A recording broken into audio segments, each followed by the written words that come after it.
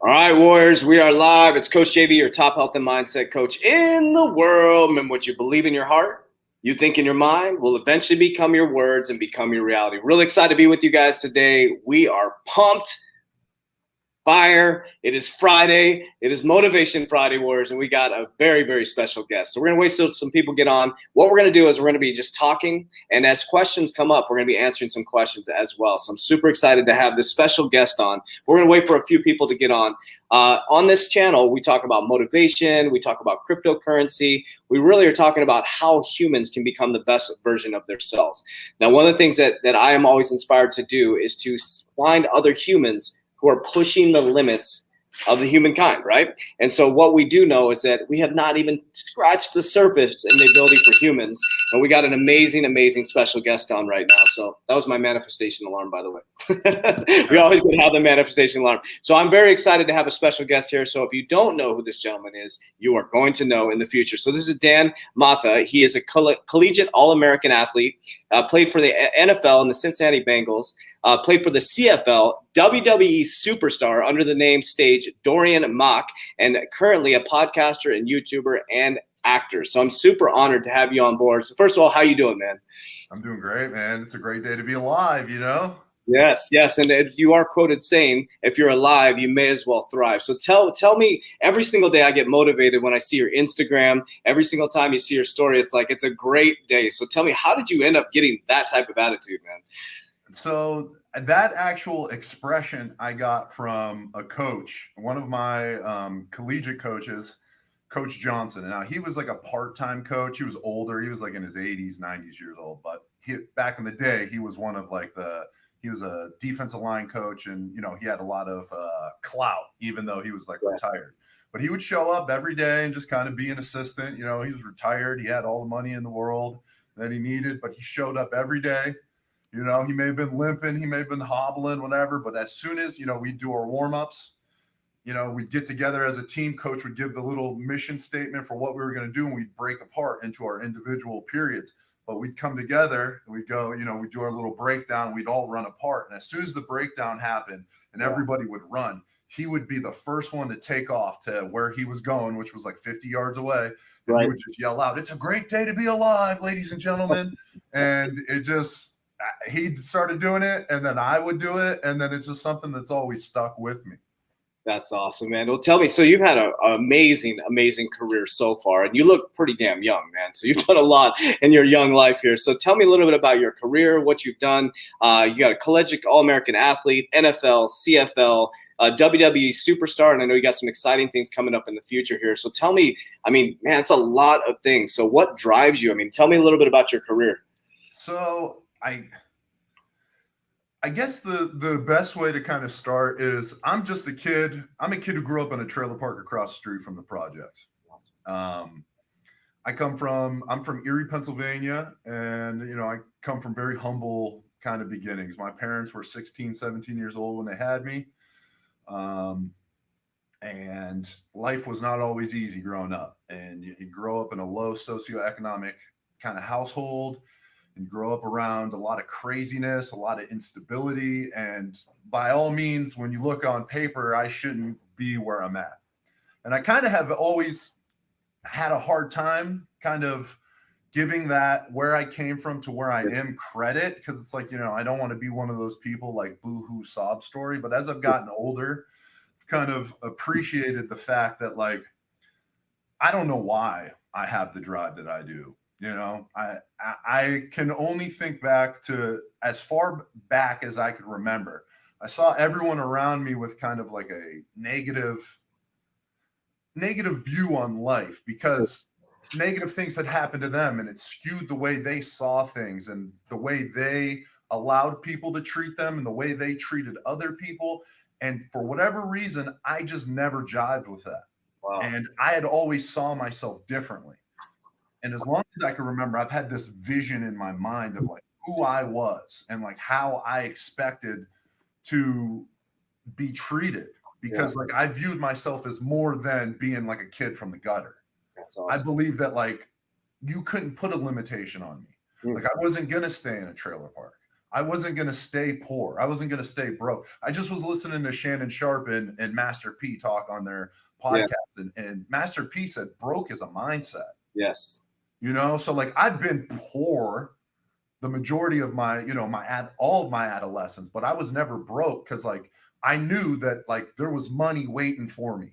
Yes. I just had to go get it. So that a lot of that was just my drive. And then too, my dad, I have a crazy relationship with my pops. My pops is a lot like I am. He's a big ass mofo, right? Imagine Paul Bunyan, right? That's like my dad didn't play. Like there was no softness allowed. Sure. And I like all parents, you can critique the way they were, but the one thing that I have to give my pops was he instilled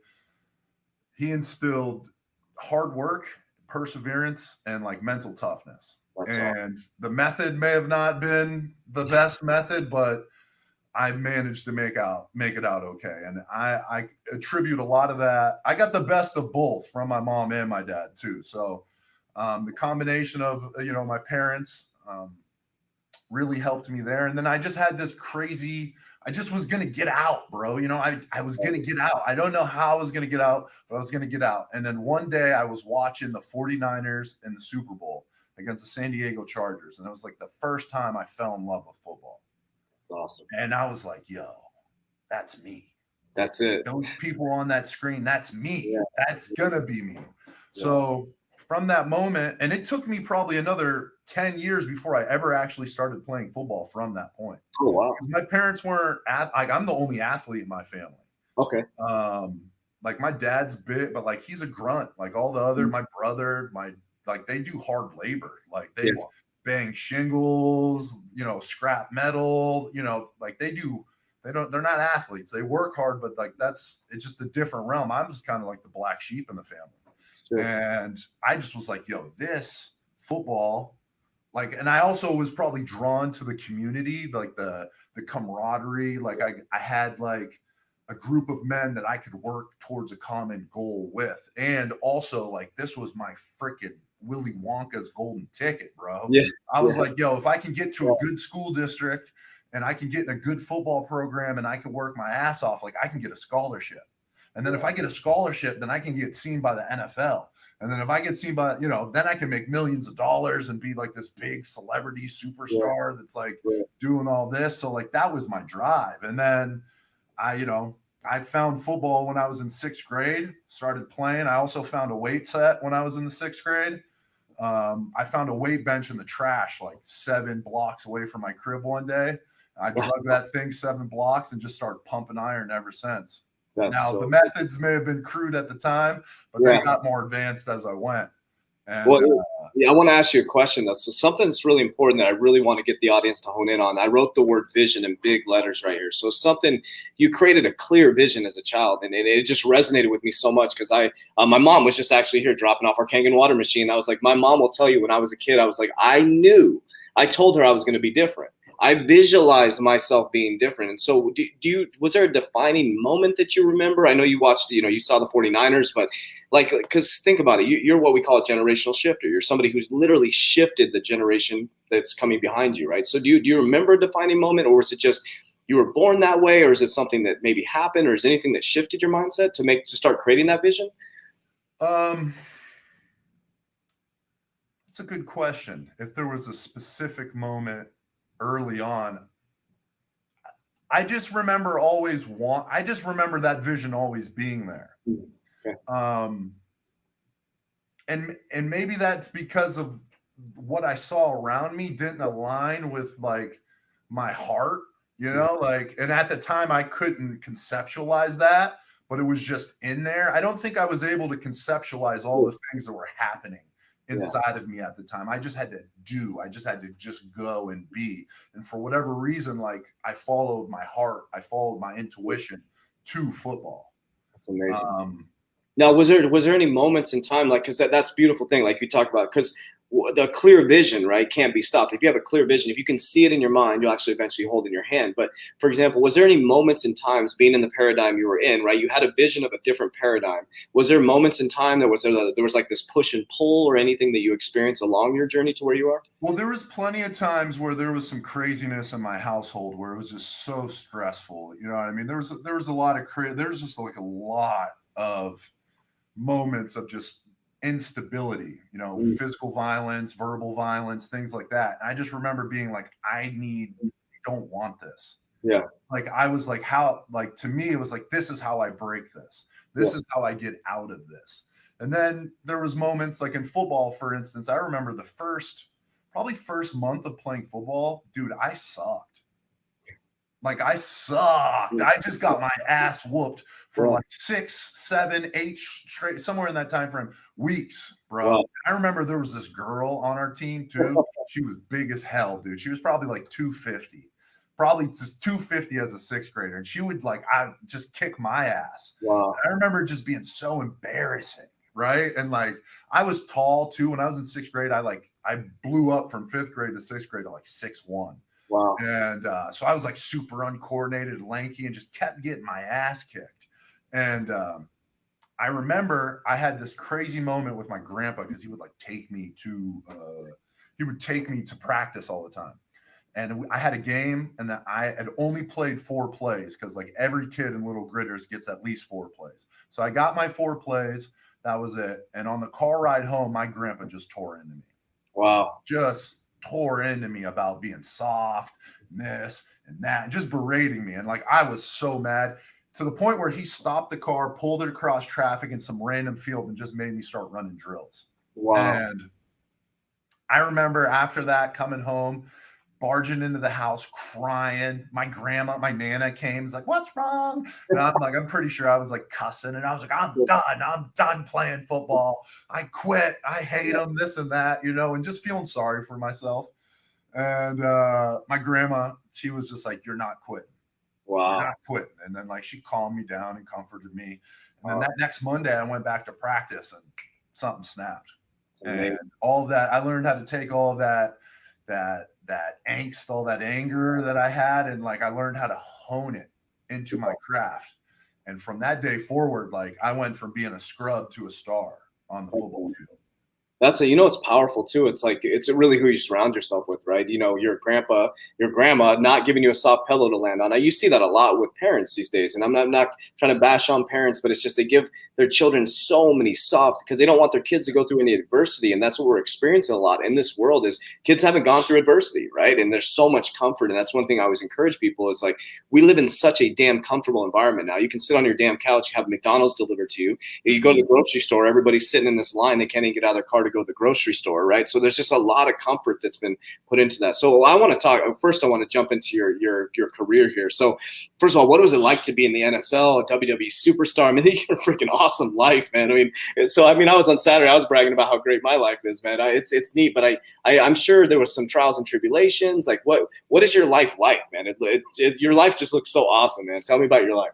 Well, it is. I was just talking about this the other day.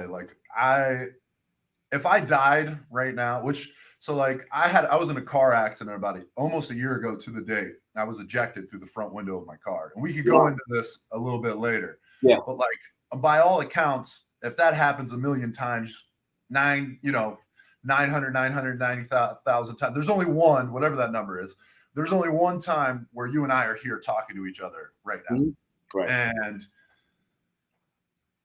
say I didn't have that one instance where I was alive and able to walk away. If I just went right then and there, I gave it all I had.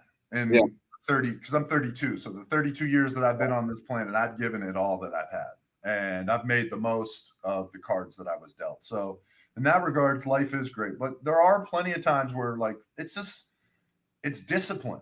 My life is discipline at times. And so sometimes I wake up at whatever particular time I wake up. Yeah. I do my meditation. I eat my breakfast. I go to the gym. Maybe in between then I like to read or maybe listen to a podcast. I try to get a little bit of information. And I've been trying to make it more reading for 30 minutes before rather than because I'm on the computer so much. So I've been doing a little bit more reading in the morning. Then I hit the gym. Then I do my stretching and my post-workout routine, and then food. And then, you know, things have been different because of the pandemic. So like I've had to kind of make a new schedule. But for the longest time, whether it was football or wrestling, like it was like, I wake up at this time. I do this at this time. I do that at this time. And it's rinse and repeat. It's rinse and repeat.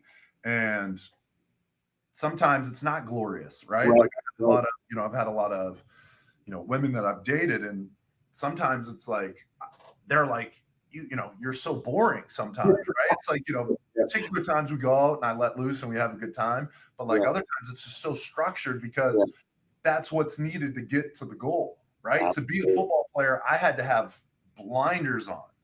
Like I remember in high school having, like, summer vacation was not vacation. Summer vacation was training camp for me. Like summer vacation was time to change gears from fourth to fifth gear, because now I didn't have to worry about schoolwork, right? It was like just training all the time.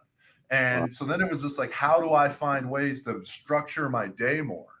How do I find ways to get more out of these days? And because that's where you see the greatness come, like the fun is like when every day I do the mundane shit, so that when Saturday, Sunday, Friday Night Lights comes, whatever it is, time to play, I get to reap the glory. I get to live, you know what I mean? All that work pays off. All that delayed gratification starts coming in, right? And that's what it looks like for me on a day, any given day. For the most part, it's just a lot of structure. Well, I think a lot of people too, they see the glory, the lights, you playing in the NFL, being a WWE Super Star, all that stuff. But a lot of people they see the actual match, right? But they don't see the discipline, the activities, the behaviors. I always tell people you got to do the boring things consistently to be successful. The really, really, really boring things. And, I always say there's 3 phases in life, right? You go through the excitement phase. Then you go through the excitement is where most people fall off because it starts to get difficult. You go through the inception phase. That's where you start getting the shit kicked out of you, right? You start maybe lose a contract, or maybe things fall back, and then you go into the warrior phase. And now I feel like you're in that warrior walk where you're really living life full out. And I love that quote. If you're alive, you might as well thrive. That's freaking awesome. But tell us a little bit about the career of an NFL player in the CFL, a WWE Super Star. What's that like? I mean, what's that lifestyle like? What does it look like, man? I always wonder what it looks like. So for football, it was, it was grueling in a lot of aspects. I mean, there's a lot of perks. People, especially in America, like football, like people love football players. So it's like, you get attention, you get, it's easy to kind of to have people want to be around you, take you places, hang out with you. They want to be around you, but like, you've got to be careful with that, because that can be a distraction from what is your real goal. And then like, what's putting food on your table? Yeah. Training every day is. So it's like you almost have to like block out some of the perks that come with it and know when to like allow those to come in and when not to allow those to come in. In my particular circumstance, I didn't have like this clear route. I wasn't a first rounder. I was a free agent. I got picked up by the Bengals in free agency. Out of high school, I was like a highly touted recruit. I was like one of the top ESPN top 15 players, yada yada yada, a bunch of accolades. I could have went. It'd be easier for me to tell you what schools I couldn't have went to than the ones that I could have went to. Right. And like, it was great. It was like gravy train. And then I went to college and I had to have both my labrums and my shoulders repaired. So I had to sit out my freshman year. Oh, wow. Then not only did I not get that experience of my freshman year, but then I had to bounce back from an injury. So then my sophomore year, I was behind the 8 ball, inexperienced, and I was still recovering from an injury. So like, that was tough. I got my ass kicked. I wasn't playing football. The one thing in my life that like gave me purpose and drive was no longer there. So then I had to fight with my inner demons that I was able to like compartmentalize through football, right? Like that crazy upbringing I went through I didn't come out of that unscathed, like I had a lot of psychological things I had to go through, and I hadn't reached that spark in the dark moment where I realized my own bullshit yet. Right. So Go ahead. I have a question for you about that. That's where I was getting to, man. This is powerful. And I didn't mean to interrupt you, but like, how did you, so you went through a lot in your childhood, right? And how did you overcome that? Because there's a lot of people that went through the same situation you did, but are still in that paradigm. They're stuck in that paradigm. They repeat the patterns of their parents over and over and over again. I was unhappy. What's that? I was unhappy. Gotcha. Okay. So like, I didn't want to stay unhappy. Got it. And I just like, I'm not happy with where I am right now. And it's like, well, why am I not unhappy? It's like, oh, well, I need more fame. I need more money. I need more women wanting me. I need more friends. It's like, oh, well, I'm still unhappy. Well, why am I still unhappy? Well, because I'm unhappy with myself. Because like I haven't, maybe I'm insecure because I didn't get enough, adulation. I didn't get enough approval from my father, or I didn't get enough coddling from my mother. I didn't get, I was lacking certain things, and I didn't yet understand that. But I knew that I was unhappy. So then I was like, I was searching. And then I was also fortunate to have some special people come into my life that like put up with my bullshit. Yeah. Right. And were able to touch me. And even through my stubbornness, like, hey, Dan, like, you're falling short right now. Or you're being an asshole right now. Yeah. Or like you're steamrolling me in this conversation, or this or that. And I just was like, well, if I love these people and they're calling me on my shit, I got to look at it. I got to look at like why I'm unhappy. So it was just a constant pursuit of self-progression. I mean, I think that that's the biggest thing for me is like, I've always wanted to get better. Cause like when I was younger, I felt like I was never good enough. I was never enough. I wasn't enough for my mother. I wasn't enough for my father. So I was like, I'm going to prove these people I'm enough by becoming the best football player that Erie, Pennsylvania has ever seen. And I was like, I'm going to be the best football player the collegiate football scene's ever seen. And then I'm going to be enough. But like, it wasn't enough because like, I didn't see that I was already enough. Right.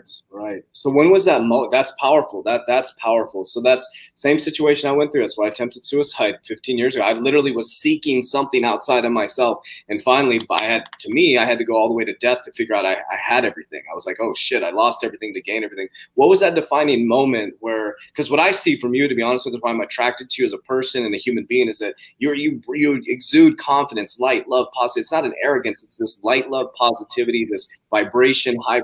You operate at a very high vibration. And so what was that moment in time that it shifted for you? And what was the shift? Did any activities in your life change, or the way you acted, or the behaviors change?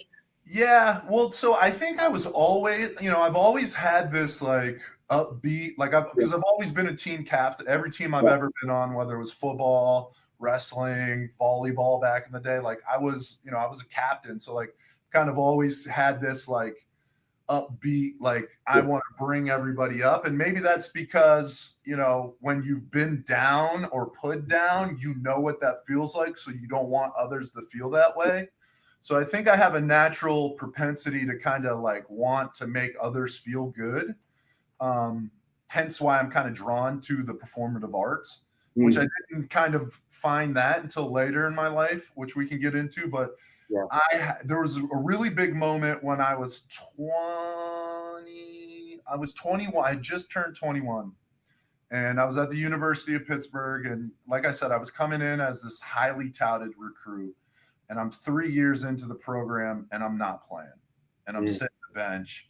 And especially that last year, I had performed so well during that camp, and then I got the nod to like that I wasn't going to be a starter.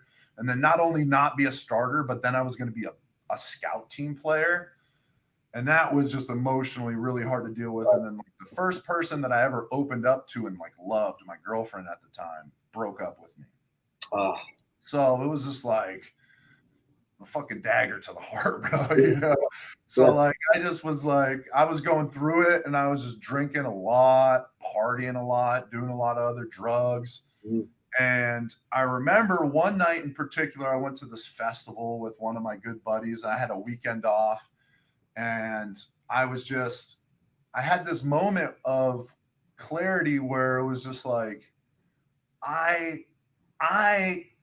am causing a lot of these. For as talented as I am, I'm causing these issues in my life. Because I got in trouble my freshman year at Pitt. I got into a pretty good amount of trouble. I got suspended from the team for 2 weeks, and I almost got kicked out of school for some just crazy drunk shit that I did, just some craziness. And, I almost got kicked off the team there. So that put me in the doghouse. And then if I was to look, at the time I was mad at my coaches at Pitt, but when I look back, it was like, I wouldn't have played me either because I trust him to do the right things socially. I was just a loose cannon socially because I wasn't in control of my emotions yet. So it was like, I kind of had this moment of like, I am causing a lot of these issues. For as hard as I'm working and as talented as I am, why am I not getting these things that I'm setting myself out for? And it's not anyone else. And it's me. Yeah. So I had a very pivotal moment this particular Halloween weekend, actually. 2009, I remember. And when I came back, I was like, okay, I've got to transfer because the writing's on the wall that I'm probably not going to play here. Right. If I do, I'm going to have to rely on someone getting hurt, and I don't want to do that. I thought about quitting football for the longest time, and I was like, no, I want to play.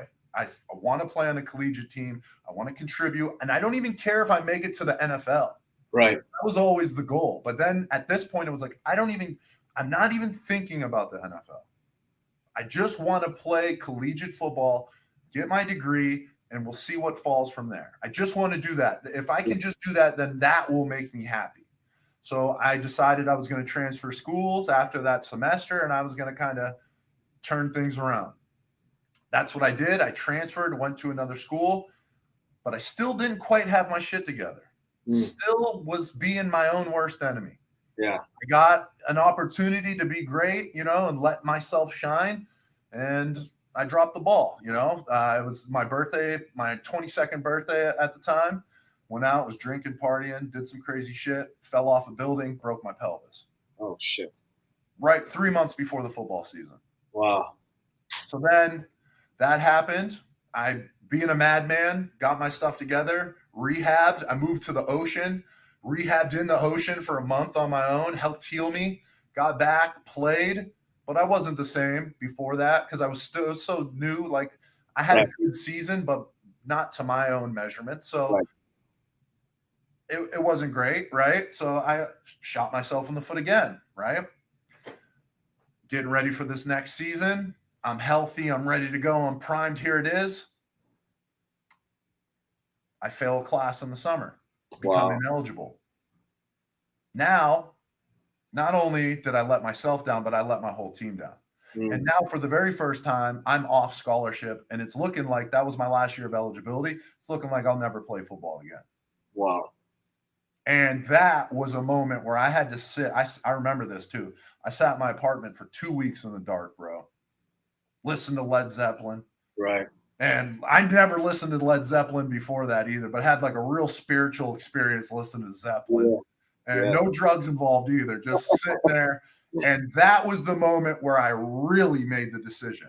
Yeah. Like the 2 years prior to that, I realized that I was my own worst enemy, but I didn't make the appropriate measures to change that. But at that moment, when I realized that I can't bullshit myself, can't bullshit anybody anymore. I have to make drastic changes. I need to make sacrifices. I need to change the people I'm around, the things that I covet. And that was the moment. That was my real spark in the dark moment where everything just changed for me. And my paradigm shifted from that day forward forever. And that's the decisive action, man. That's what it's all about. It's that decisive action moment. And it's neat to hear that you went through that too, because I think a lot of people too see, WWE Super Star, NFL, CFL, but they don't see the pain you went through to get there. And I think a lot of people see when they see people succeeding, they're like, they don't realize the trials and tribulations and the decisions. And it always seems to go back to someone like you who's a superstar, that it's like that decisive action moment, that spark in the dark. I like that, where it's like, hey, no, this is it. This is what I'm doing. This is what I encourage all the listeners. It's like, you just have to decide and commit and don't look back. You don't have to have all the resources. You don't need to be able to figure it out. Just literally step in faith go forward. So, okay. So now so tell us about, how did you get in the NFL? How did that work out? So I made that decision. I had to get back in good graces with my grades. So I had to take a freaking loan out for the first time for school. I had to go part-time so I wouldn't burn a year of eligibility. So I had to get a job working at this club on campus during the football semester. So Wow. like I'm this big football star and like not playing on the team, checking people's IDs and throwing people at the club. And while people are coming into the club, they're like, Dan, why weren't you at the game? Like, why aren't you at the game? Why aren't you there? Well, and it was like this humbling moment. Yeah. So I was like, I'm getting my grades right. I'm getting my money right. And I was like, when I come back, I'm going to be dangerous. So sure enough, that's what I did. I hunkered down, clamped down. And from that point, Good. are we still there? Yeah, we're good. I can hear you. Sorry. I had a call come through on my computer. So from that moment forward, I didn't get any, I had a 4.0 from that point forward in school. Wow. That's from amazing. that semester on, I didn't get anything other than A's. That's and I never was a strong student, and just simply because I didn't apply myself. But from that moment forward, I got 4.0. And then I went out that next football season. I played the best football of my life. And wow. I just, I was on a great team, obviously, as well. We went very far in the Division II playoffs. We were a game away from the national championship. But that year, my goal was that every person that lined up across from me, I was going to dominate. What position do you play? Offensive tackle. Nice. That's awesome. I was a little heavier back then. In college, I was about 315. Wow. Holy cow. What do you weigh now? What do you at? 280, 285. Man, that's crazy. Yeah. So tell me, so the NFL comes, and then, how did you get in the NFL? So this is another wild story as well. So I, All American, basically all the accolades you could get in that process. NFL scouts are on their way. And the draft comes. So my agent at the time was telling me, like, there's some interest from, from the Browns, the Steelers, Ravens, the Texans. They ran like an outside zone scheme similar to what I ran, and they were interested in me. These were teams that were interested. The draft comes, and the 5th round comes, and I get a call. The Browns have 2 picks. They want to take a running back with the first, and they want to take a lineman with the second. And they're thinking about taking you.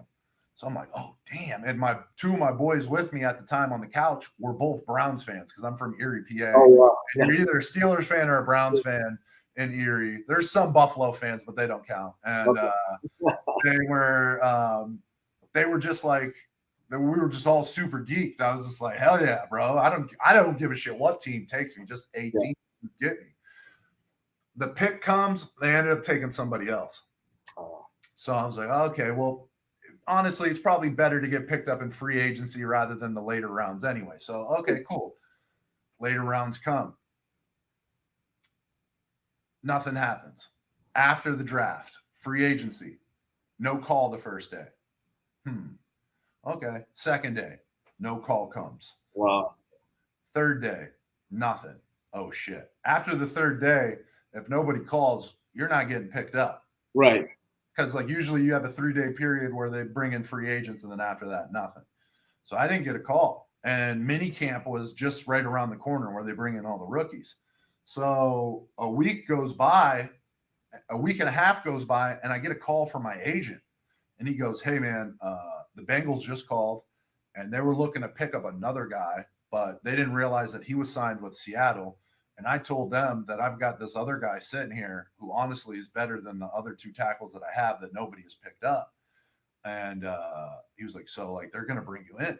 And like, this was like 4 days notice. And I was just like, bro, I'm there. Just let me know.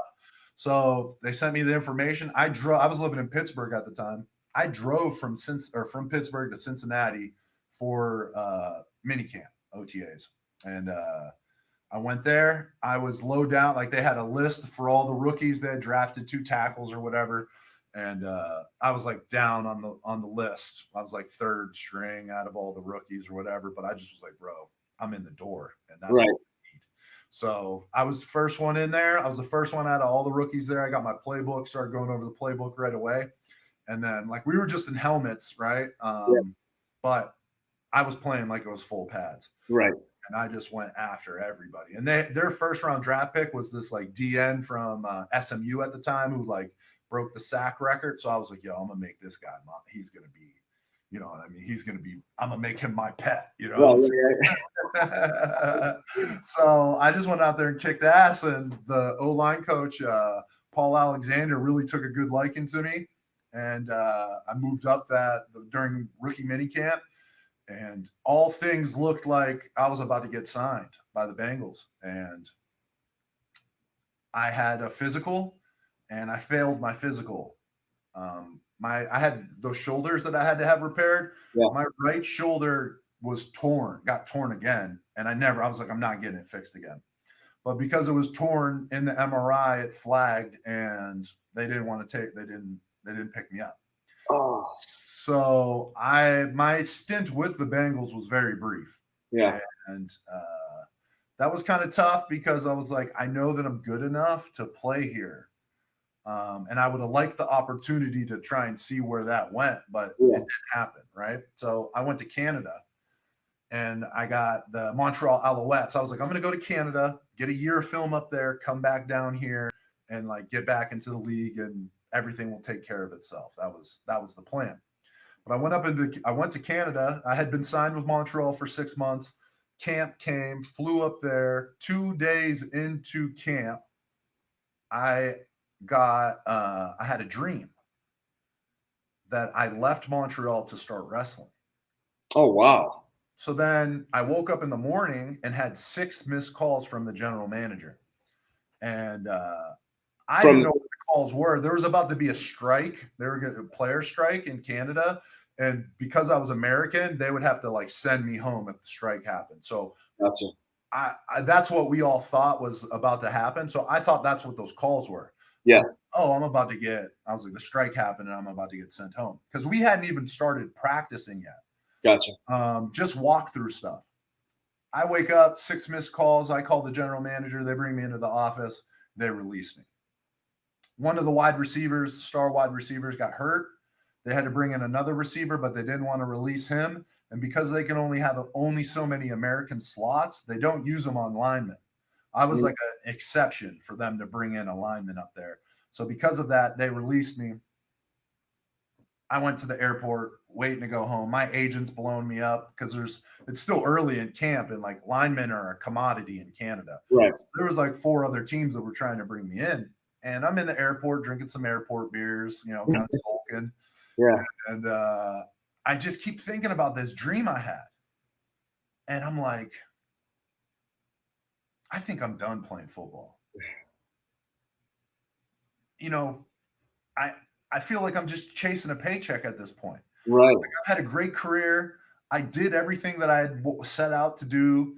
Did the destination, it wasn't quite how I envisioned it. Like the NFL did, I wasn't a Hall of Famer. I wasn't an all-pro. I didn't make millions and millions of dollars, but like I did what I set out to do. Mm-hmm. And I felt validated with what I did. And that dream I felt like was a message. And it was too powerful for me to ignore. So I called my offensive line coach, Coach Camp, hit him up and was like, yo, man, I got released. But I had this dream, bro. And I was like, I think I'm going to start wrestling. And he just goes, fuck yeah, bro. He was like, I'm behind you. If that's what you want, I'm behind you. And that really just kind of helped solidify it. So I called my agent, Al, and was like, yo, Al, I appreciate everything you've done for me, man, but I think I'm done playing football. Wow. And he was like, okay. And I called my papa, and I was like, yo, papa, I just got released. I'm broke. Can I stay in the basement? And my papa's always been like my guy. He's always had my back, always. No matter all the craziness I went through, he's always was there for me. That's your dad, right? Your dad? What's that? That's your dad, right? Your papa? Yeah. No, not my dad. This is actually my mom's father. Gotcha. Okay, gotcha. The other papa that I was talking, so I have 2 papas. Okay. So the one that chewed me out playing football was my dad's dad. Okay, cool. Much different temperaments. So like imagine like a warrior, like a barbarian. That's my dad's side of the family. And then imagine like healers, farmers, very soft, gentle hearts. That's more my mom's side. That's where my artistic, creative side comes from. Is my mom's side. Awesome. And so he let me stay in the basement. I had like negative $39 in my bank account at the time. So I was airport beers, bro. So so I went home and I sat in the basement for a week again, sulked, slashed, started researching wrestling schools. Yeah. And I called a bunch of schools.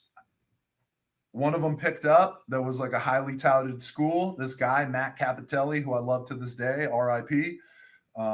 He picked up on the first ring and we talked for like 45 minutes. Wow. And you know those people that like the second you talk to them, you connect with them? Yeah. That was this guy. Yeah. And so from there, I made the decision. I was moving to Louisville, Kentucky, and I was going to start wrestling. Training started in 3 months from where I was at that time. And it was like $5,000. I needed $5,000. Mm-hmm. I had nothing. So I was like, I got to get a job. I got to figure this out. So one of my high school football coaches was like, hey, my brother-in-law's a manager at this big car dealership here in Erie. They need an assistant salesman, which basically you just do all their paperwork for them, follow them around, help them with whatever. You get paid $400 a week. Yeah. I was like, shit, 400. But this is my first real job outside of bouncing, like $400 a week. If I do this for this amount of time, I'll have just enough money to do this. So I go have the interview. Next thing I know, in the middle of the interview, they bring in another manager. And then the next thing I know, they're asking me like, would you like to be a salesman? And I was just like, what's it pay? And they're like, well, if you sell this many cars, you get this much money. And if you sell this much cars, you'll get this much money. And I was like, yeah, I would like to be a car salesman. Love it. So I became a car salesman. And for like 3 months, I just like hustled I was training either at like the ass crack of dawn or training super late at night, depended on like whatever my schedule was that day. And I was just putting in 70, 80-hour weeks, just trying to sell as many cars as I could. Of course, in sales, I realized that it was competitive. So my competitive nature kicked in. So I was like, yo, I'm going to outsell everybody here. So I sold more cars in the new car department than everyone for 3 straight months. Wow. And I made more than enough money and moved to Louisville, Kentucky. That's awesome. Now I moved to Louisville, Kentucky. Like I didn't have a house. I didn't have nothing. I just had my Cadillac at the time, this 96 Cadillac Eldorado, bro. I got it off some old lady. The thing drives super smooth. And I was living in that for like 2 days before I found a place in Louisville. And I was living in there, found a place, a trap house, was living in here. And I started training. And then like 5 weeks into the training, WWE had found out about me. And they called me and were like, hey, we've got a tryout in 13 days. Would you like to come? If you're not in shape, don't worry. We have another camp in 6 months. And before he could finish it, I was like, dmatha67gmail.com. Send me everything. I'll be there. And like that was that. That's awesome, man. That's amazing. Oh, I think you froze up. Can you hear me? Yeah. Okay, cool. There we go. You good? Yeah. All right, back. Yeah, that's freaking awesome. So now you're in the WWE. You're a superstar. So what was that like, man? That's freaking amazing. So the WWE was an awesome job. Yeah. Where I really kind of found my passion for performing and kind of realized like, this is where I really thrive. Like I love football, loved football, will always love football. I'm the man I am today because of the stuff I learned from football. But like I was meant to be like a performer, I was meant to do that. Like I remember one day when I was in Louisville, actually, before I got to the WWE, I'd already had my tryout. So I already got signed by the WWE, but I was still training in Louisville before I got to Florida and started training at the Performance Center. But I remember driving after a practice where I finally started getting it, it's like anything, it takes some time before you get it. But I remember I had a practice match and I like a light bulb went off, bro. Mm. I remember driving home and I just started bursting out laughing in my car. Like uncontrollable laughter, dude. And I was just so happy. And I was like, yo, this is what I was meant to do. Oh, it's so awesome. No, that I'm resonating with that. I don't know if you saw in the post I did on Saturday night. I had that moment that you just experienced, that you just explained. That's why I'm smiling. I'm like, people were like, "Were you high on Saturday night?" I literally had that moment I posted it on Saturday night. I was like, "My life is fucking awesome." I was like, I created, and I went through, like, I don't think people realize, you talked in the beginning, like, life was great, but like you went through a lot of shit, man, to get to where you're at. I think, like you said, you look back at the journey. I had that. I'm smiling because I had that moment on Saturday. I'm like, I went through hell to get to where I'm at. And I was sitting there on the edge of my bed that Saturday and I was laughing in the video. I'm like, guys, you can do this. Yeah. But I didn't mean to like take that. I'm just like, wow. Cause I felt that moment with you, man.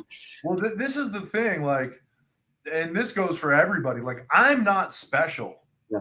You know what I mean? Like, I know people see me and it's like we talk about, people see me and think like, oh, what an awesome life. You've had it so easy. But like now you're hearing like, oh, it wasn't that easy. Right. But also like I'm not different than anybody that's listening to this. Right. I may look different. I may be bigger, this or that. Like, but we all are the same. We're made up of all the same shit. Now we all have different skill. We all have different specialties, right? Yeah, we all have different strengths and weaknesses. Yeah. Now that's your job to find your passion and align it with your specialties. Yeah. But my true superpower is like my ability to dig a trench. Yep. I can dig a deeper trench than anybody. And all that comes down to is perseverance. Yep. Like I'll sit in a yard and dig a trench deeper than anybody to get, if you told me there's gold down there, like I'll dig until I get the goddamn gold. Yes. And like, that is what the mindset that anyone needs to become successful. 100%. And everybody has that ability. You know what I mean? Like I said, I'm not special. You're not special. And I think the moment that we start realizing that we're not special and other people aren't special, like your favorite celebrity, your favorite athlete, they're not special. They're not different than you. No. They're made up of all the same shit you are. And if you just fall, like now there's little breadcrumbs to follow on all these successful people, right? They've all kind of gone through similar stuff or had to have the same grit, perseverance to get there. As long as you take that from them, you can achieve anything that you want. Yeah, and this is powerful, man. So I want to start going down the rabbit hole a little bit, man, because I know we think alike. That's what attracted each other to each other, is that the thinking that we have around finances and crypto. And so one thing I'm really impressed with, number one, is seeing an athlete who really is taking that drive and taking it into another space, which is like the crypto space and investment. But one thing that I want to share with people and help people understand is like what you said is so powerful. Like we've been built into a system that you should be in a job, right? You need to be in this box. You need to earn income and you need to get your paycheck and pay your bills. And what that does is it takes you completely out of your human design, right? Like you said, Dan, like you were meant to be an actor. You were meant to be a performer. Like I was meant to be a fucking warrior. This is what I'm meant to do. I'm like you. Like I love the Will Smith. If we get on a treadmill, I'm either dying or you get out first. That's just how I operate. That's just how but I realize that not everybody's like that, and that's okay. And then how I built my business and our infrastructure of our Warrior Academy and our council that runs our company is there's people way better than me at certain things, and I bring them on, right? We have technical analysis, like in our crypto, we have technical analysis people and engineers building out the spreadsheets. And I'm like, fuck, that's yours, man. I'm not going to try to play. Mm-hmm. But when you see someone move into their human design, it's powerful. And I think that's what you're trying to say is like you found, like through football, you kind of went through this ecosystem and then you're sitting there, you have this dream, and it's like the dream goes back to your vision when you were a kid. It drove you through this system. Maybe it was like this, right? But then you finally got to where you're supposed to be. And I want to hopefully encourage people that success looks like this. It's up and down and up and down. And then finally you get to that moment that we both had where it's like, shit, life is supposed to be like this. It's supposed to be. And that's why I smile every time I see your story. I'm like, this dude is living life, man. So I do want to dive into that as well. What did you start to get to? Have you always had a financial mindset? I know you got into crypto like I did as well. What got you into that? Because I wish more athletes or people that are successful and start to see success and money, if they could all get this mind, or anybody in general, like this is one thing I'm teaching people who are in a job. Like if you don't want to be, the only two ways to become wealthy is become an entrepreneur and start a company, or become an investor, right? Because and some people aren't meant to be entrepreneurs, and some people don't have the ability to become a pro athlete and make millions of dollars, but you can all be wealthy. So what got you into the crypto space and finances and all that stuff? So right around that time that right when I got into the WWE, I was broke. And then I got into the WWE, and then I started getting a nice paycheck. Mm-hmm. And I just was like, I am financially illiterate. Mm-hmm. Like because my parents weren't good with money. Right. Not that we had a lot, but even what we did have, we weren't good with it. Right. And I never was taught money. The only thing I ever was taught, you get money, you spend money. Right. Me too. So it was like, I didn't understand the importance of a budget, right? Like a budget is like just financial 101, very simplistic things. Like you get this much money every week, every month, like you should have this much allotted to, your rent should never be more than 1 week's pay. Right. Then like your grocery bills should be this much. And then every check that you ever get, you should take 20% out and save. Mm-hmm. Right. And like just those little simple things I learned then. And I was like, okay, let me start doing that. And I started doing it, and I started seeing my savings account growing.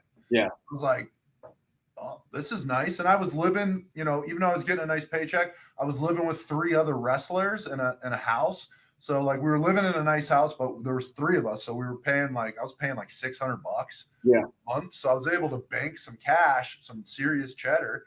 And then I was just like, well, now that I've kind of got this 101 down, like, let me start investing this into something. And it's like, well, I don't really know anything about stocks, but like I had been watching Bitcoin since 2009, really 2010.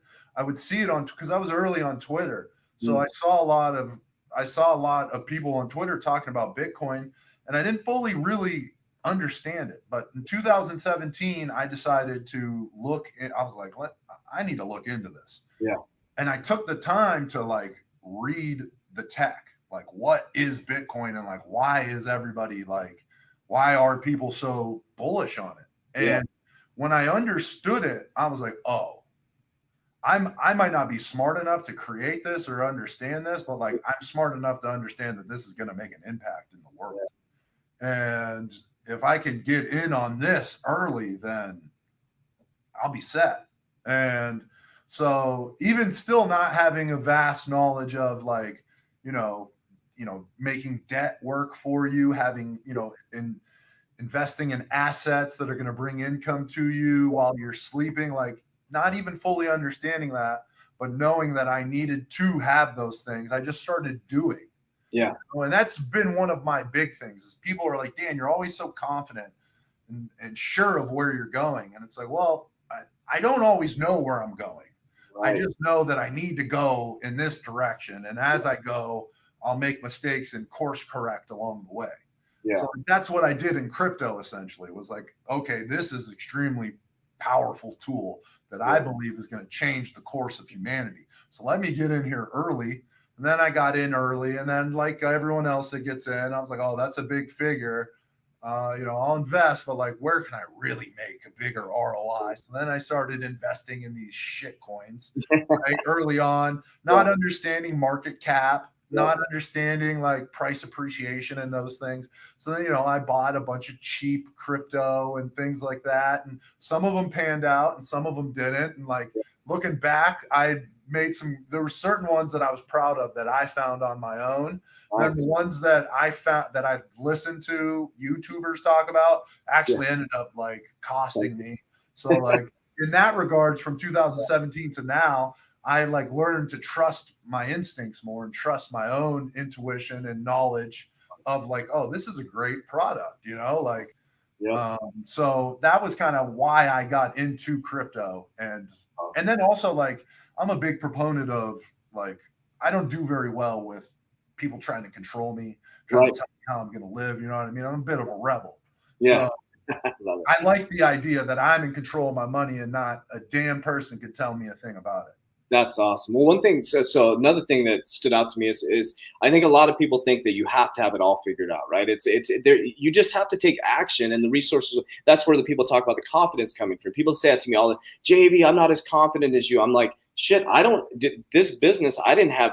I literally just. I came up with the concept, and I literally stepped. I walked out of corporate America, and I just took one step in front of the other. I lost my money twice building this business, but I just kept going. I just you want to know what the key. You want to know what everyone listens. You want to know what the key to confidence is.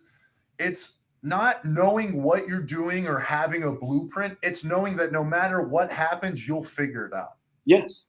Yes. That's confidence. Yep. And that comes back to how you talk about abundance and having everything that you ever need. Yep. Like think about every hardship that you've ever gone through. You've survived it. Mm-hmm. You've survived every hardship. Yes. You're 100% at surviving hardships right now if you're listening to this. Yes. So what makes you think things will change? Right. So take the chances. Take the big chances. You can't win what you don't put in the middle. So put it all in the middle. Bet it all on yourself. The biggest moments that any of us, I know you've had it, I've had it, anyone that I know that's been successful or is going to be successful has bet it all on themselves because they know at the end of the day, when all the chips are in the middle, they'll figure it out. And that's the secret to success. That's the secret to confidence is betting it all on you, not having a plan B, not having a plan C. It's like, yo, I've got plan A and here I am. Let's figure it out. Yeah. And no matter, here's the thing, no matter what, if you don't go after your dreams, you're still going to have hard times. You may as well have hard times going after your dreams. That's what I tell people all the time. I'm like, fuck, either way, you're either going to have the discomfort of not going after your dreams and being uncomfortable, or you're going to have the discomfort of pushing towards your dream. Like one way or the other, you're going to live. And this is what I'm seeing in society, is that people are seeking comfort as their culture. And I'm like, you can't do that. You have to seek discomfort or it's going to find you like a heat-seeking missile. Yeah. I see it all the time in people's lives. They're like, you know what? I just want to be comfortable. Let me just get home and watch Netflix. And they're trying to hide from discomfort. But I'll tell you what, Warriors, it will find you like a heat-seeking missile, whether it's bad health, bad finances, you sleep on your relationship, you don't water your goddamn grass, it's going to die. You don't put oil in your car, like it's going to find you, man. I love it.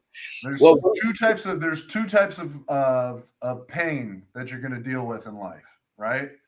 You either have to deal with the pain of discipline or deal with the pain of regret. Yes. 100%. And the choice is you don't get to choose. Like you don't get to choose whether you're going to have to deal with pain or uncomfortability. It's coming.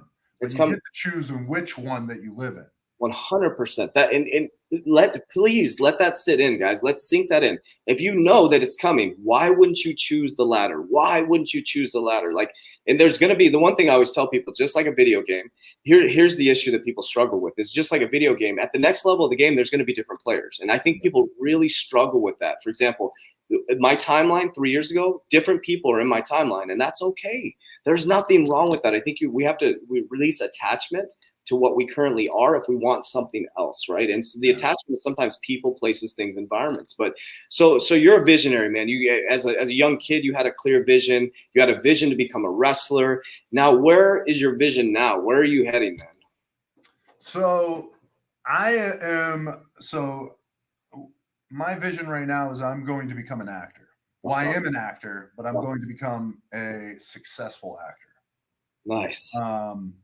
And so I was going to become a football player. Once football was done, I was going to become a wrestler. Those things already have happened. While I was wrestling, I was like, I want to get into the acting world and I want to get into the voiceover world, which they're both the same, but just for clarification. I wanted to get into those. So those are the things that I've pursued now. While I was wrestling, I took some acting classes because, spoiler alert, wrestling's fake. And the pain is not fake though, but the how everything unfolds is a bit scripted in case no one here knew. And I've got plenty of pain to talk about with wrestling. It's coolest job in the world. I've got to perform in front of thousands of people all over the world. Friggin' Saudi Arabia, Dubai, London, amazing, New York, LA, you name it, all the places that you can think of. But there is a cost that comes with that. And That ring that you see, like those ropes, those aren't bungees. Those are boat ropes that are tied so tight that when you run into them, they spring you off. Wow. That mat that you see, there's no foam, spongy, like anything under there. It's all 2x6s with a steel frame around it. So it's unforgiving. Just to run in the ring is unforgiving, let alone to be slammed. So yeah.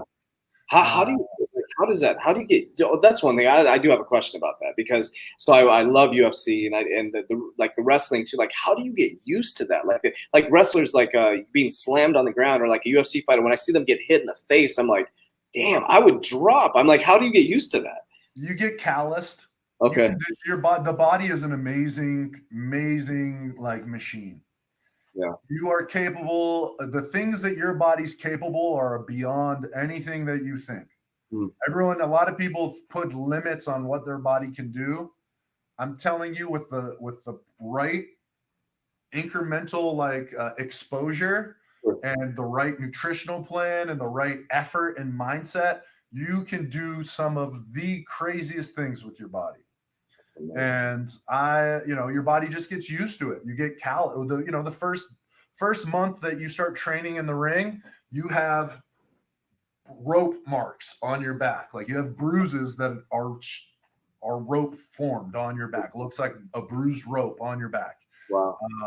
When you bump, when you slam yourself on the ring, your back's sore, your ass is sore, your neck is sore. All these muscles that absorb impact are sore. But you start doing it more, you get calloused, you get adapted, you get stronger, and then it becomes second. Like anything, you practice, you get reps in, and you become impervious to it. Yeah, and sometimes it actually becomes a detriment to wrestlers, because they forget that even the simplest things in wrestling are super impressive to everyday people. But because we do the simple things every day, they don't seem impressive to us. Got it. Yeah. That's one of the things, a plight of a wrestler is, like, they're always trying to probably do more than they need to do in the ring to tell the story that we're trying to tell. What's one of your coolest stories, man? You have a pretty neat life, man. What's one of your coolest wrestling stories? Coolest wrestling story. So I have a crazy injury story, and then I have a crazy, which I had my nipple ripped off in half. Yeah. But maybe I'll save that. Maybe a little too gruesome. One of the coolest stories I have was very first time I got to perform in Pittsburgh. And I'm from Erie, but I consider Pittsburgh also my hometown as well. Western PA. I went to college in Pittsburgh, and then I moved back to Pittsburgh after college. Like, I love Pittsburgh. And one of the places that I love live music too. I'm a big live music guy. One of the places in Pittsburgh called Stage AE is a place that I went and saw countless of my favorite bands. So we went back to Pittsburgh and performed at Stage AE. Wow. And I got to perform there in front of a live audience of people from my hometown. And normally for the most part, I played the bad guy, which is what we call the heel in wrestling. The good guy is the baby face and the bad guy is the heel. So normally I'm a heel, but I'm like the hometown guy. So we had this whole storyline played out where I was going to come out as the, hometown hero. They gave me a monologue segment where I came out, talked about Pittsburgh, and I had my offensive line coach there, some of my college friends there, and it was a packed house, 1,500 people, and it was like more intimate. I actually like those venues better than the big stadiums because everyone's honed in and it's much more intimate. Yeah, and so I'm in there and I come out and they play my jumbotron of me cutting a little hometown hero thing. My music hit. I come out like Ultimate Warrior style, bro. Just super jacked up all the way to the ring. I get on and I just turn into a hype man, just getting everybody crazy. And then I cut this little monologue about how I became a man. I became a man here in Pittsburgh and learned about life. And then I talked about how I had to leave And then like I turned on him at this moment when I had him all the way up here, bro. I had the crowd all the way up here, and I turned on him and told him it was a shithole, and that like I was a Browns fan, and like it just the whole place went from up here to staying up there, but from positive to negative, to the point where there was a lady who was flipping me off and fell over the barricade into the ring area. Security had to like take him out. Place went crazy. And then I wrestled this guy named one of our top performers named Tyler Breeze, who's like a fan favorite. He came over and like I whooped his ass, and then he came out. He like had to come back, and then he ended up surmounting the giant asshole that was me. And like it was like one of the most exhilarating experiences I ever had. So I gotta ask. So I'm sure most people never get to experience like what does it feel like walking out and people just like most people never experience that. So I was never a great athlete growing up. So I never experienced this is the first time I've ever experienced any type of, I don't know if you call it fame or whatever, going viral. I mean, it's different to me, but I've never experienced catching a winning touchdown or going in front of 1,000 people, 100,000. What does that feel like, man? What does that fucking feel like? So honestly, there's nothing like it. Football was a little different. Yeah. I get juiced up from the crowd, but like I was going to war. Yeah. You know what I mean? Like that's I was an offensive lineman, so it's like a less appreciated position, even though it's the most important position outside of quarterback, it's the least appreciated. Yeah. And like we have a mindset where like linemen are trench diggers. We don't care about the fame, the glory. We have a job, we have a task, we're going to show up and we're going to do it. Yeah. And you definitely get juiced off a crowd, no doubt, but it's different. But as a performer, it's just you and you're coming out and like you're able to like sit in the energy rather than thinking about like I've got some grown man trying to take my head off. It's like being plugged into an external battery, bro. Like you no longer are operating on your own energy system.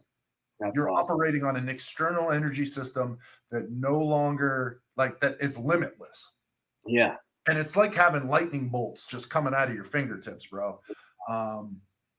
There's nothing like it. And then when you have, for me personally, my favorite part of wrestling is being able to talk on the microphone. Like that is what I got into wrestling for. So like I love cutting promos. Yeah. But you can get the same feeling in a match as well when you tell a story. Especially when you get people and you're getting them and you're getting them and you get them, and then you pull the rug on them, bro. And you're like almost, and in my case, like I said, I was normally a bad guy the majority of the time. So it was like getting them high, and then pulling the rug out and feeling all of the, like you're like sucking their soul from them, bro, right? You just bring from here to here, right? To the floor.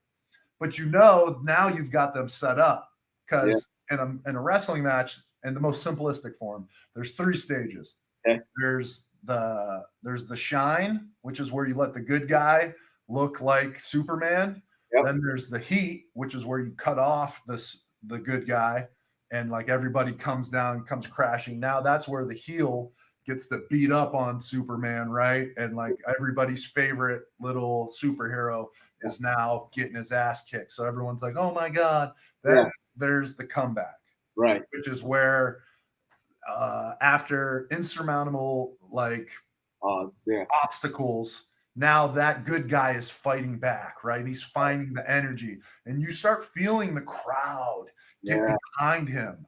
And like he's like the crowd's energy is giving the hero more energy to start fighting back, and they start coming back. And when you do it right, it's together, bro. It's together, and they're building and they're building and they're building. And then you go to the finish, and then it's comeback, ass kick, boom, something big, finish, and then it's over. And the crowd just loses it, and they just go nuts, bro. And if you do it right, like nobody's sitting down.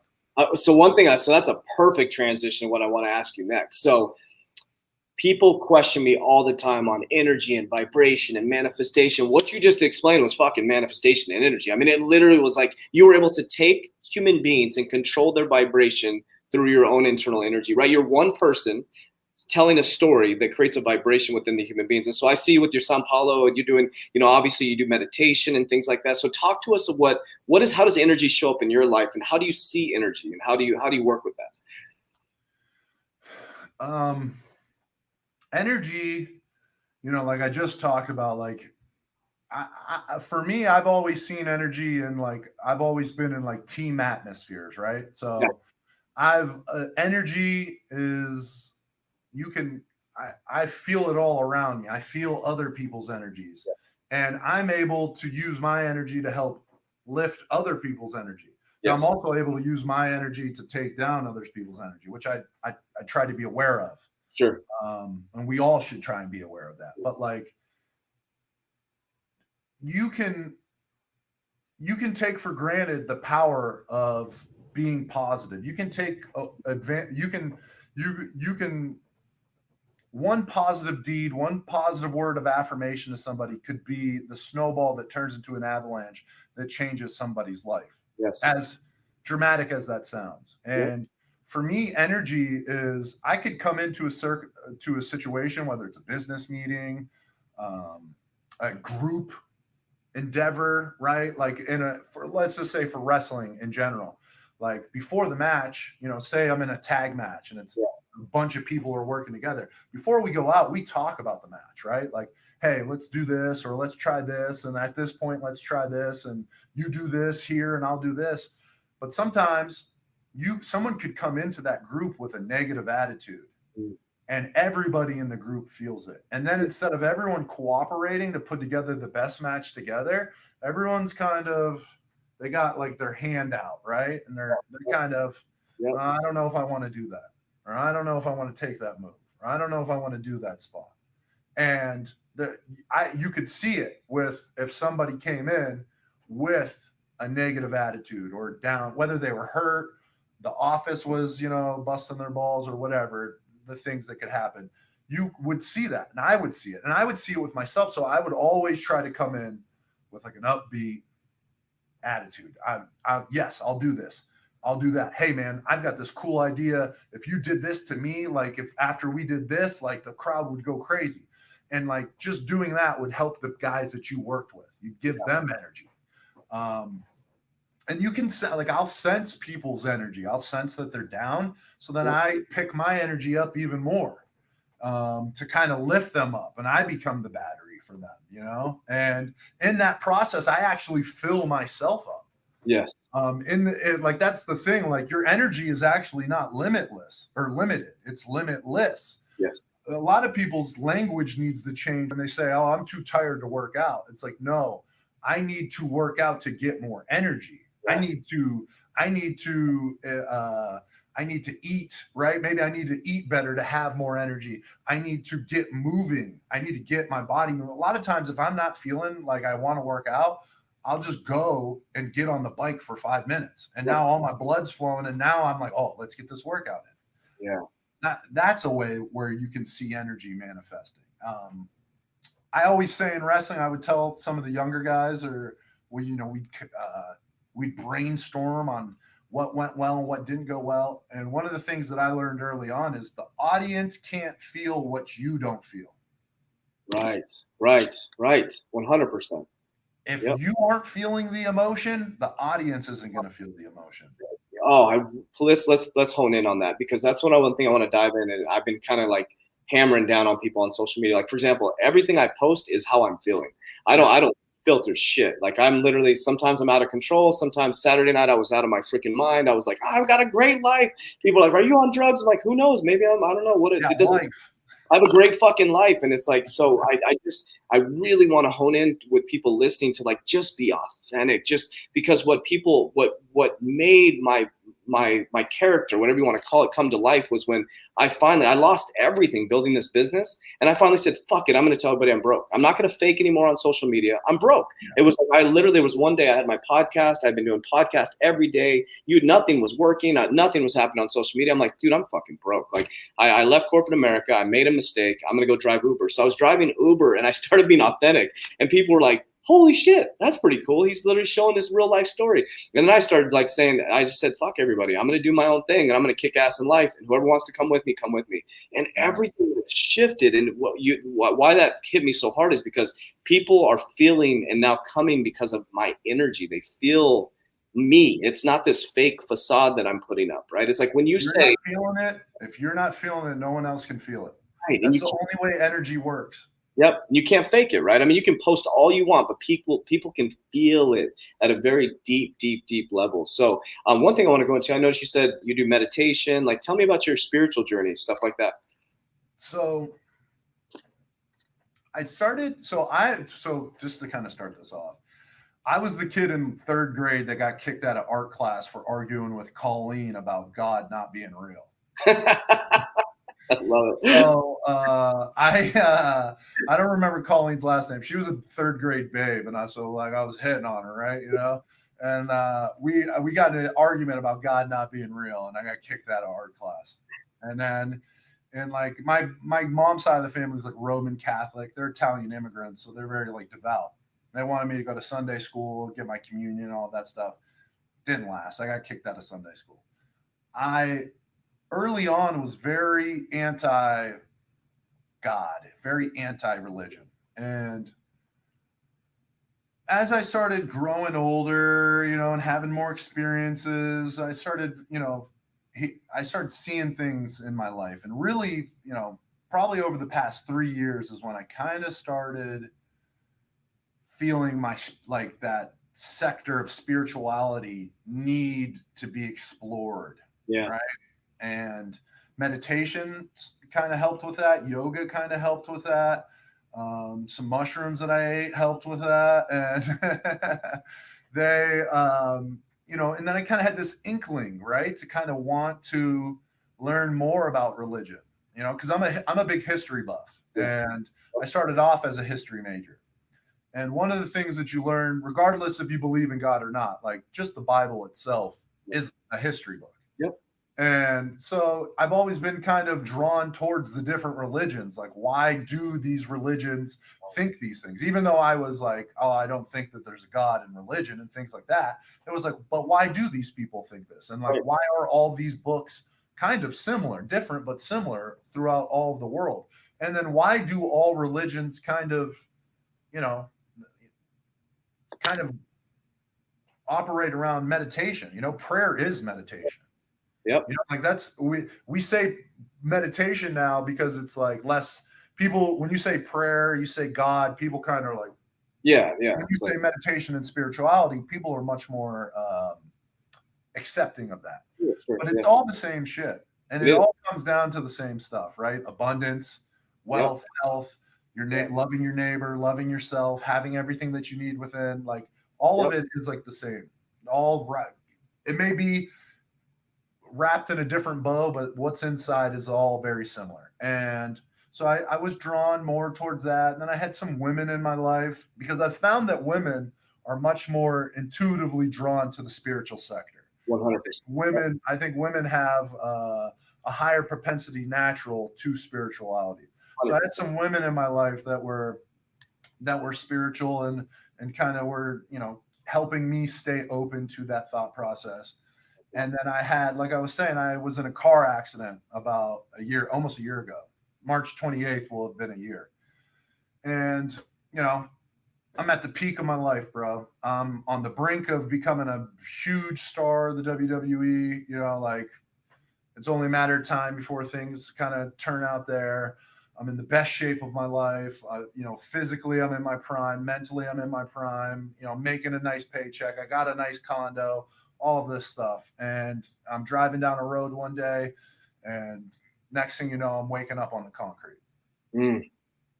And there's 4 people standing over top of me, and there's screaming all over the place. And like, there's an ambulance in the distance, and it's all foggy. You know, like it's like it's like one of those dreams that you're trying to remember, but it's like keeps slipping through. It's like trying to drink soup with a fork.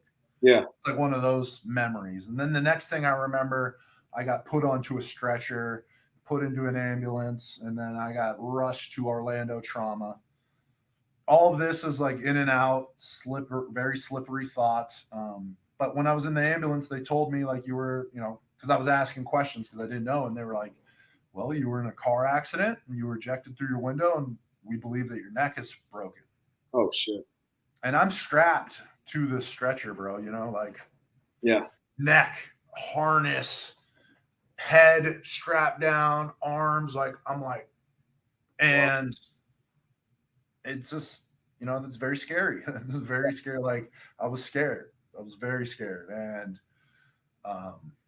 we got there. There was like a team waiting for me. It was like a scene from ER. And there was like 100 doctors poking, prodding, asking about 100 different questions. We get finally in there. They get me into a CAT scanner maybe an hour or two later. It seemed like it forever, about 30 minutes in the CAT scanner, 20 minutes in the CAT scanner. Another 30 minutes goes by. The doctor analyzes it, and he comes into the room. And this is one thing that I'll never forget. He comes into the room, and he goes, I don't know who you are or where you're from, but there's nothing wrong with you. There's no holy shit, no fractures, no brain bleeding. He was like, I did a scan of your cranium, full length of your spine, your pelvis, and the left side of your body. Because I had road burn down the left side of my body. And I was like, nothing? He was like, nothing. He was like, you got a nasty gash on the back of your head. There's 5 staples in there, and we're going to have to put 12 more stitches. And I'm sure you have a gnarly concussion. But other than that, you're fine. Wow. I remember I spent the night in the hospital. Next morning, one of my buddies came and picked me up. And I walked out of the hospital at 11:30 the next morning. Wow. Divinely protected, man. Holy cow. That'll show you some spiritual side, huh? Holy shit. Wow. And that was just, to me, it was, I don't know, it was just like my whole world got turned upside down and everything got shooken out. And, a week and a half later, I got released by the WWE. Wow. And it was just me, and all these people that I thought were in my corner, people that I thought that were, ride or dies, kind of disappeared, and all that money started disappearing, and that nice apartment that I was living in, wasn't going to last too much longer. And I had to question a lot of things, like, am I on the right path? Because clearly I'm here for a reason. Sure. Like the vision of myself that I have, all that self-belief that I was going to be somebody one day, was validated in that moment for me. Wow. Not that I needed more validation, but now you can't tell me anything, in that regard, because it's like, I'm here for something, but was what I was doing what I was really meant here to be? Right. Was this a message from the creator? Yeah. And I know people get weird, right? Is it God? Is it the universe? Is it mystic forces? I don't know, dude. I don't know what it is, but something bigger than me that day said, it's not your time. Wow. Well, it's pretty cool about your story. I was listening intently. It's like every single time you have a setback, you come back 10 times bigger, man. So there's some big ass things coming your way. One thing is cool. I love this. I have the same type of view of God's omnipresence. So I follow God. I'm obsessed with the life of Jesus, but I'm non-religious, completely non-religious. I read the Bible in an allegory sense. You got 33 vertebrae, Jesus crucified on the mountain of the skull. It's like there's all this. I read the Bible in an allegory sense, right? Jacob was restrained by the river of the pineal, right? It's called the river, and it's so people get so caught up in Catholic, Mormon. It's like I always say, what religion was Jesus Christ? So I was just, what religion was Adam and Eve? We're just human beings, man. We're human beings that are resilient. And through your story, I'm so inspired because we're human beings. We're goddamn resilient. We're super, super resilient.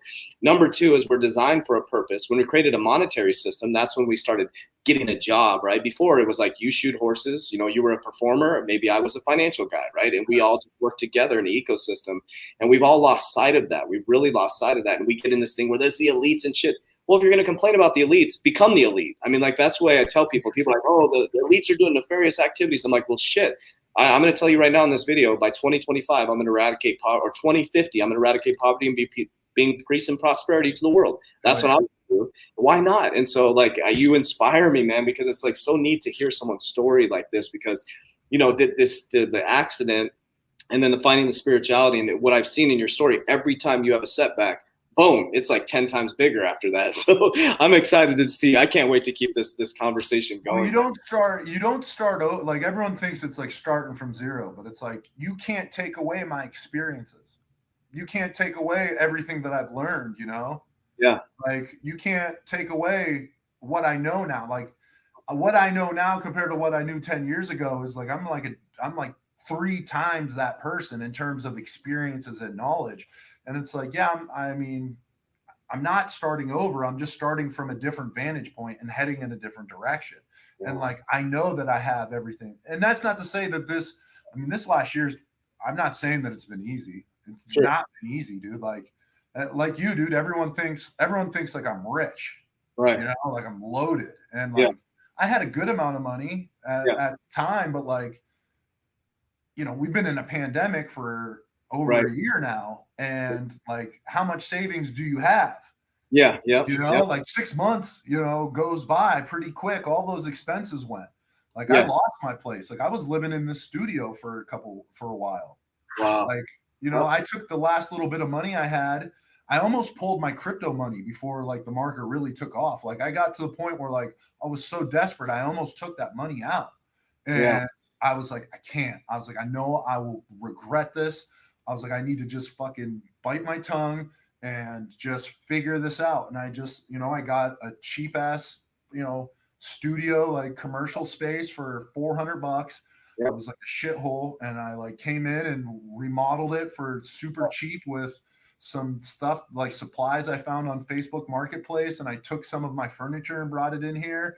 And I had just invested, a good amount of money into my podcast equipment because I was planning to start the podcast before before the accident. So like I could have returned all of that, had a couple $1,000s, whatever. But I was like, I have it. Let me just bite this bullet. I got a couch. I can sleep in here. I can shower at the gym. Like I got money. Money will come. It'll find me. It always finds me. Thank you. First of all, thank you for thank you for sharing that part of your story, because that is freaking amazing. Because I'm so appreciative, man. Like our stories are so unbelievable. I showered in this goddamn, people don't know, in the bathroom here, we have a what do you call it? A utility sink. I showered in that for the first fucking year here. Like people don't realize, man, I was funky it was like, but people, how much that's going to motivate people by you sharing that part of your story.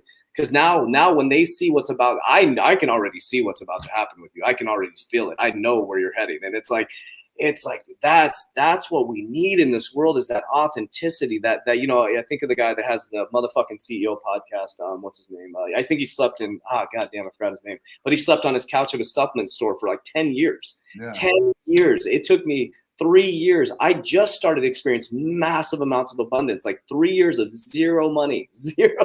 I was broke. And so these are the stories people need to hear. Because people watching this are like, oh, look at their lives, but it is that your attitude that keeps you going. It is the positive, showing up every single day, knowing that shit, like things are unraveling, but you show up. If you're alive, you might as well thrive, man. I wrote that down this morning when you said that, man. So, all right, man. So we'll leave it off right here. Anything else you would like to say to the fans? Or I know you're gonna have a lot of brand new fans from this, so I'm super grateful. I just want to say I'm very grateful to know you as a friend, as a business, whatever it is, man. But I'm just very grateful, and I really want to say thank you for sharing that last part of the story, because that's the part that's really going to hit people hard. What would you like to tell the people before we head out? I think we did a pretty good job here. I mean, listen, you can go to my page. I'm always putting motivational stuff up or just whatever. I mean, you've got JV here, you've got me here. I think, we touched on it. You just got to bet on yourself. Yep. Always. And don't wait, and I said this earlier in a post I put up real quick. Don't wait for anybody to tell you what you can or can't do. You have everything you need inside of you. It's just, how bad do you really want it? And are you willing to pay the price to get there? And it may seem tough, but I promise you those tough times are going to be the times that you really appreciate. Yes. Those are going to be the times that you really love. Like I look back and like, getting signed to a team, getting signed by the WWE, being out in front of 67,000 people, like those are great moments. But like, you know, driving, 300 miles to some little armory and building a ring myself and watching other people wrestle and then tear down the ring and drive back and do it 4 nights in a row without wrestling for 6 months is some of the shit that like is here that I'll always appreciate. And it's the, we're afraid of the hardship, but you will learn to love the hardship. And so don't be afraid of it. And like I said, don't ever let anybody tell you anything. Never. If you have a dream, if you have a vision, go after it and only look for people that are going to help you get there. And I promise you, you can do it. Whatever excuse you're telling yourself, that's bullshit. Yes. And that might be hard to hear, but like sometimes you need to hear hard stuff. So it's complete bullshit, man. Always consider the source, right? The person that's giving you advice, I always say, where have they been? Have they been where you're going? Because usually people who are successful are going to encourage you. They're going to encourage you. They're not going to say, oh, Dan, don't do that. Those are people who are not going after those dreams. Those are people who are either jealous or they love you very much and they just don't understand where you're heading. So just freaking awesome. Well, Warriors, we appreciate you guys so much. Remember, I'm Coach JB, the top health and mindset coach in the world. What you believe in your heart, you think in your mind will eventually become your words and become your reality. As we always say, Warriors, rise. Let's go. Hell yeah.